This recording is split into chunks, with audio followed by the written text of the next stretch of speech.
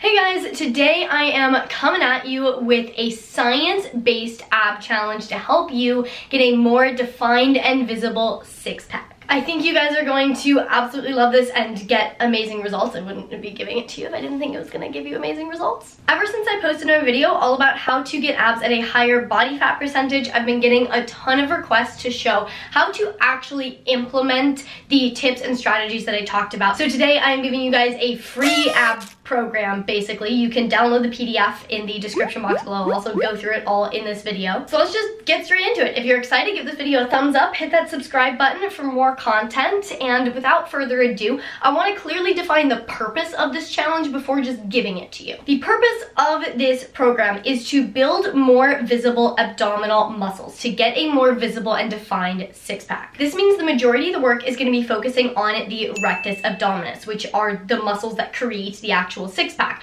There's a lot of other muscles in the core that are also great to train. It's very important overall to have a very well-rounded, stable, strong core, but that is just not the focus of this specific program. And that said, this program is not designed specifically to increase stability, to increase strength, or to increase endurance in your core. Again, it is literally just to build more visible six-pack muscles. Also, like any ab workout, this will not specifically help you lose abdominal fat. You cannot spot reduce fat. Study after study has shown that that is literally impossible. All you have to focus on is overall body fat loss if you want to lose fat in your stomach area or anywhere else. So this is not a fat loss program. Targeting just your abs is a really poor way to lose fat because they're a very, very small muscle group. You don't burn a lot of calories just training your six-pack. So if you do have some excess fat to lose or want to, do more training than literally just your abs, I recommend combining this with another full body program. I recommend my program, Brains and Gains. I will link to it down in the description. You have an option to choose between training 2 days a week to 6 days a week with that program. And if you tack this program on to the end of those workouts, it's going to be a great combination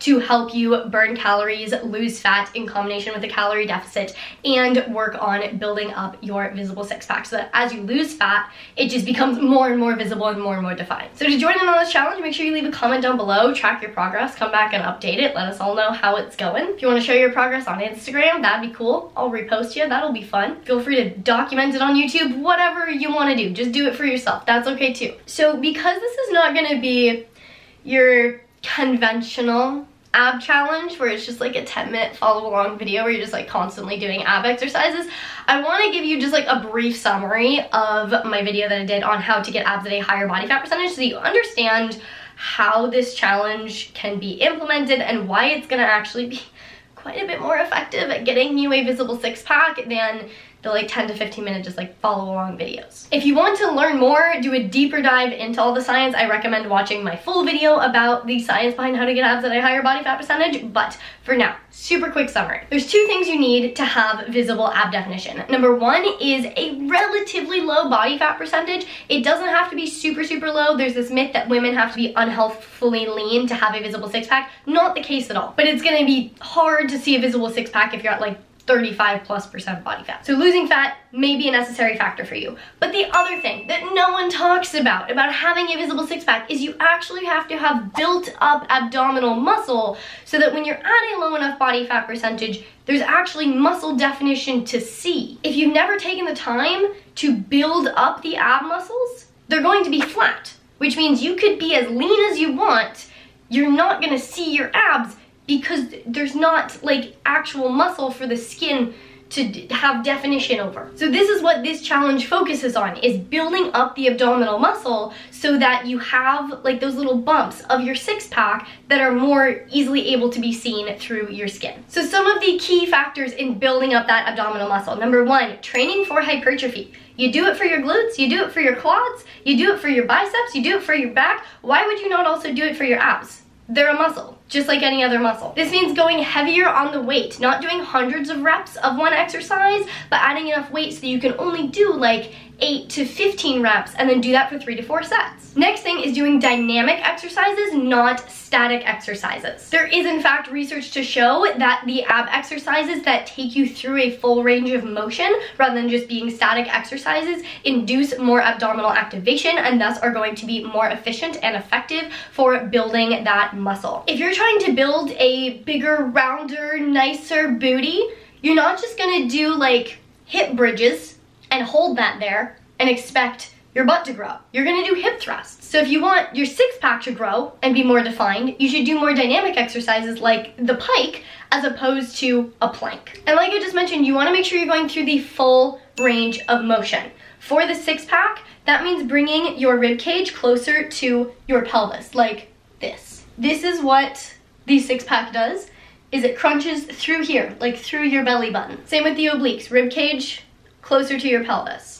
If your abs are not going through that motion, maybe you're moving, maybe you're doing an arm flappy thing, maybe you're doing a leg raisy thing, but if your rib cage is not coming closer to your pelvis, then the ab exercise that you're doing is actually a static ab exercise. Like the scissor kicks where your legs are going like that, or the legs uppy downy thing, your abs are not actually moving. So that's a much more static exercise than actually a dynamic full range of motion exercise. Lastly, you're gonna wanna make sure you're applying progressive overload. Again, as you would with any other muscle group that you're trying to grow. This means over time adding weight, adding reps, and adding sets. Unsurprisingly, there is research to show that as you progressively overload the abs, they get more and more activation. So this is why I'm not doing a 15-minute follow-along ab workout, because those are fun for YouTube because there's no rest. You're constantly moving. It's engaging and you feel like you're working really hard because your abs are fatiguing. But those types of workouts are so much better for ab endurance and general like overall ab strength, which are still great things. Like, don't discount those kinds of workouts. It's just that the way of training for hypertrophy is not really fun to follow along because most of it is resting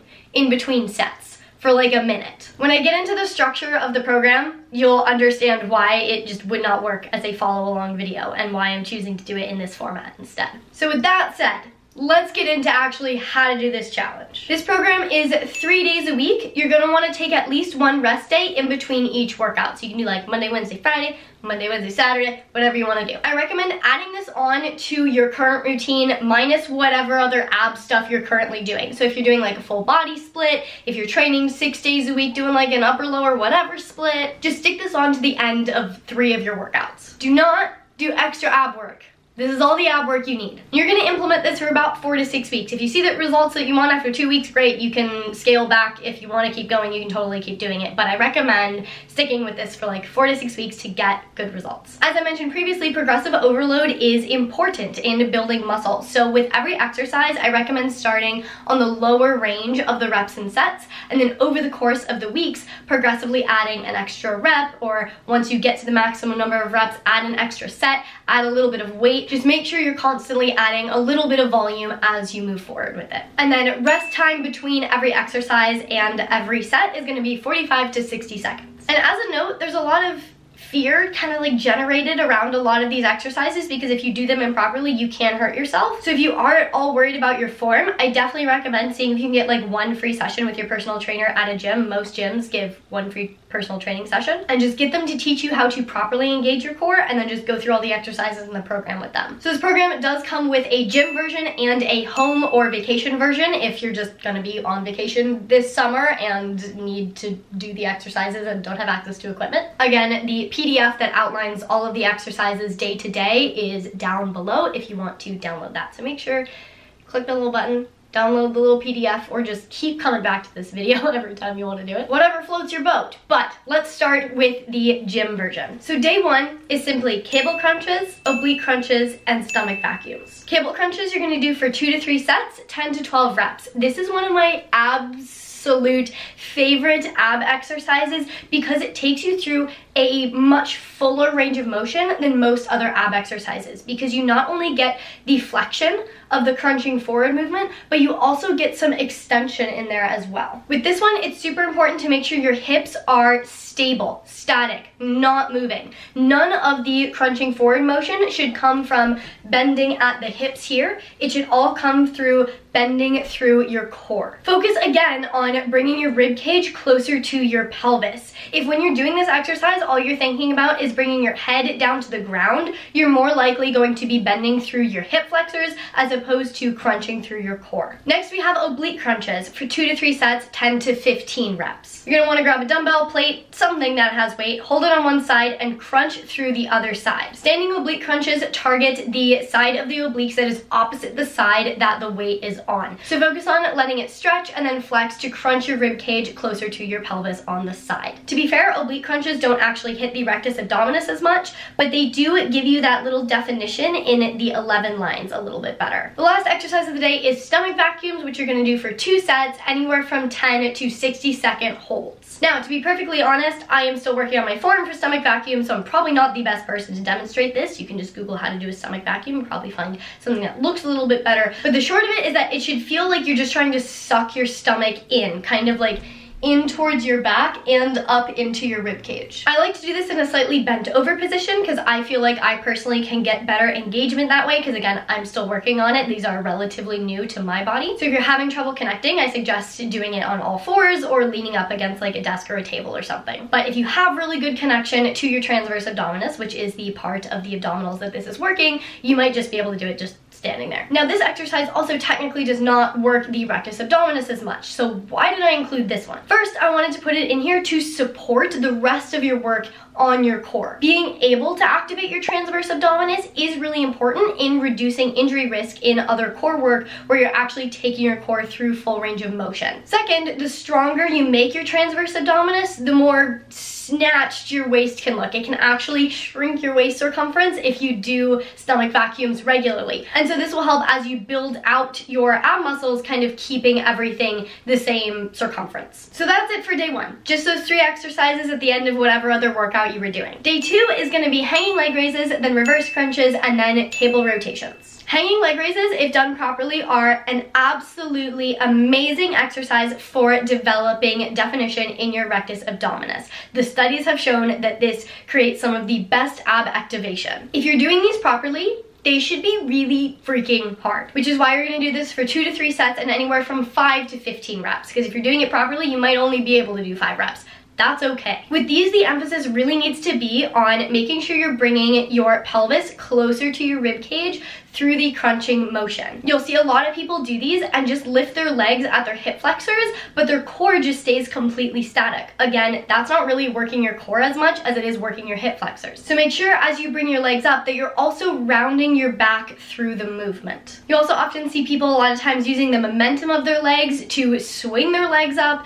That's just making it a lot easier on your abs, which is going to reduce the activation that you get. So try to stay as stable as possible. Just slowly bring your legs up, crunching your pelvis closer to your rib cage, lower it back down, not swinging back and forth, and repeat. Next, we have reverse crunches, 2 to 3 sets, 8 to 15 reps. If you need to make these harder, you can put a little dumbbell between your feet to add a little bit of weight. But again, these, if you're doing them properly, should be pretty difficult. So adding weight really shouldn't be necessary unless you've been training your core in this way for quite a while. I love incorporating these because they are the reverse of a crunch, where with a crunch, you're initiating the crunch from the top part of your abs and then working your way down. With the reverse crunch, you're initiating it from the lower part of your abs and then working your way up as your spine curls up and over. As I do these, I love using the bench for feedback to pay attention to my spine slowly curling up 1 vertebrae at a time, and then once I reach the top, slowly uncurling 1 vertebrae at a time, as opposed to just like kind of flopping back down on the bench. Emphasizing that curling part as opposed to just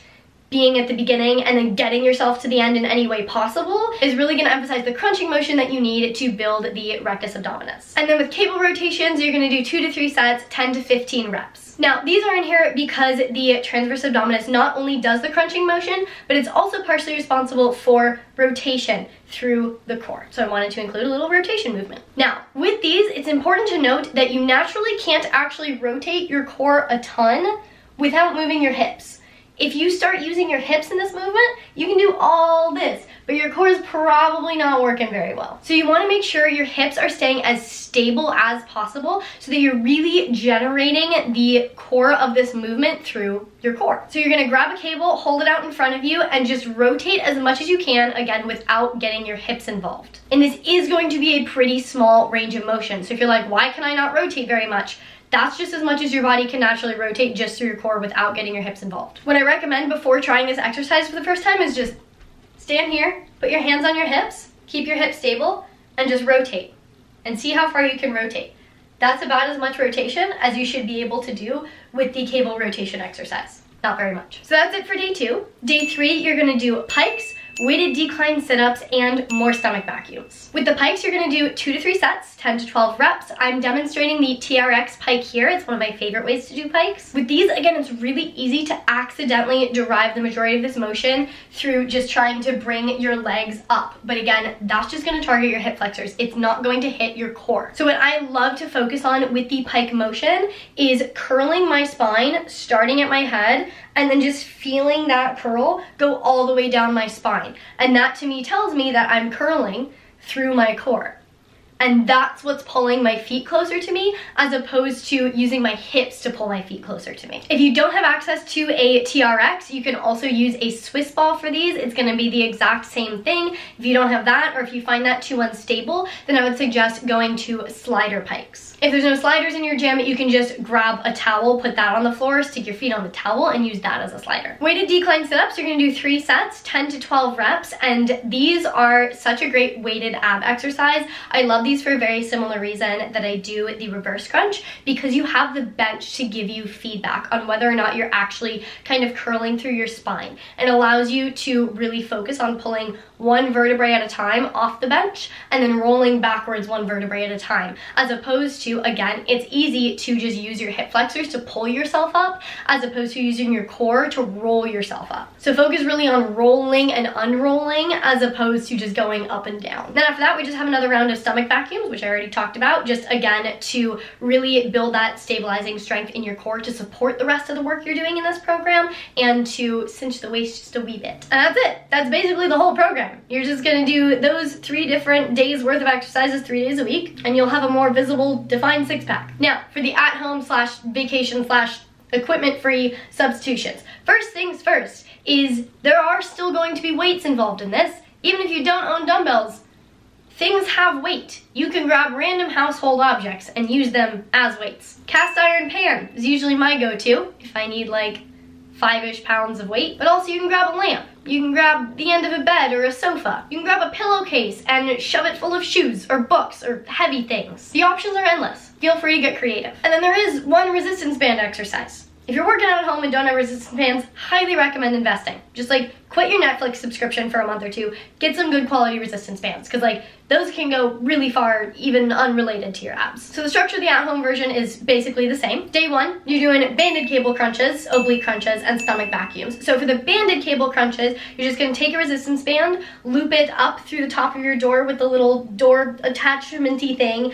and just do like cable crunches, but with a band. So like everything I said about cable crunches applies to the banded cable crunches. And then for the oblique crunches and the stomach vacuums, same thing as I said before. Grab a pillowcase, shove it full of books, use that as a weight for your oblique crunches. You'll be good to go. Day 2, we're doing weighted crunches, reverse crunches, and then slow weighted Russian twists. With the weighted crunch, grab a little dumbbell, grab a little lamp, grab a little cast iron pan, whatever you can find that's heavy, and just do crunches with the weight. Again, focusing on bringing your pelvis closer to your rib cage. Once you get that much of your spine off the floor, there's no reason to keep sitting up. That's just a full sit-up, so the crunch is just stopping at the end of the crunching motion. You're gonna do that for 3 sets, 10 to 15 reps. Doing reverse crunches at home, I recommend holding on to a bed or a table or something behind your head just to add more stability in there. And then to apply progressive overload, again, you can add like a dumbbell or something between your feet, or if you have someone there with you, you can do leg throws. That's a great way to add resistance to the reverse crunch without having a physical weight there. And then for the slow weighted Russian twist, you're gonna do 2 to 3 sets,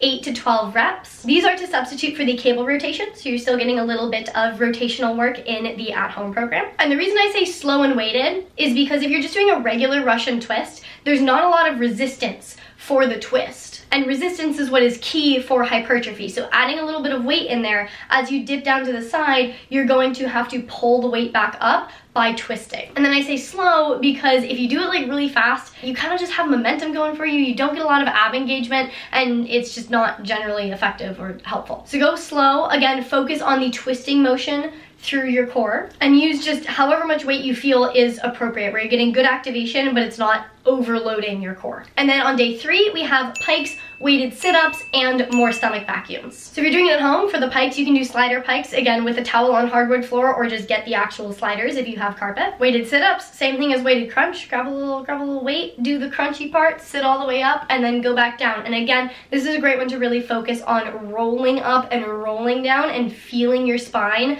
come into contact with the ground, one vertebrae at a time. It's really easy with sit-ups to use momentum to generate the motion, so try not to do that. And then stomach vacuums are, again, what we talked about earlier. And that's the at-home version. There you go. There's your 4 to 6-ish week ab challenge. To address one of the main points that I know people are going to be worried about is, doesn't building your abs make your waist thicker? People often see like CrossFit women abs and go, I don't want to look like that. That's terrifying, so I'm never going to use any weight on my abs. Here's the thing. CrossFit women, or people that have like that kind of core, they're not training for aesthetics. They're training for performance. They don't care if their core looks blocky. They're not going to stop training their core just because it's a little bit thicker, because they're just trying to optimize performance. You can stop doing these exercises whenever you want. If you get 3 weeks in and you're like, okay, I have decent ab definition, but I'm starting to see my waist be a little bit thicker, stop. Back off the exercises. Maybe reduce the frequency to only doing it once per week. You don't have to keep going to the point where you start looking like that. You can if you want to, but you don't have to. One cable crunch, one weighted side crunch is not going to just make your core just get a ton bigger. So just do these until you get the ab definition that you want, and then scale back or take a break. Start focusing on more endurance for abs or stabilization for abs or something else. That's also partially why I threw the stomach vacuums in there, is just to counteract that a little bit. But especially if you're on the more skinny fat side of the spectrum, or you don't have a lot of body fat but you're not seeing the muscle definition, you have to build more muscle to see more muscle definition. So do not be scared of the weight. So I hope you guys enjoyed this program. I really would love to see your results from it, because I have a feeling it's gonna be kind of mind-blowing for a lot of people. So please do feel free to share on social media, tag me, because I just wanna hype you up. Again, you can download the PDF of this down in the description box below, so you can have it on your phone with you, take it to the gym, do whatever you need. If you have any questions, requests, comments, concerns, leave them down in the comments below as well. If you like this video, please give it a big thumbs up. It really does support me and my channel. I really genuinely appreciate it. Please share this video with your friends, your family, and your neighbors. If you want to see more videos all about how to get more defined abs, you can check them out over here. To see future videos, make sure you hit that subscribe button and the little notification bell so you get notified when I post a video, and I will see you very soon. Bye!